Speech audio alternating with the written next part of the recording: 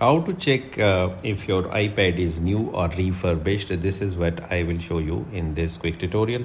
And for that, you need to go to your settings. Within the settings, you need to click this journal, and within the journal tab, you need to click this Apple Care and Warranty, and wait for it to populate. And here you will see if the device is new, your iPad coverage should not get expired. It should not be written here coverage expired.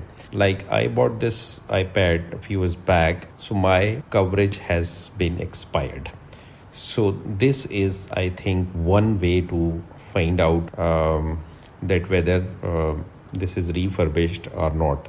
But I'm not an expert in that. If you have any, but if you know any other way with the help of which we can find out, do let me know in the comment section, and it will help the others also.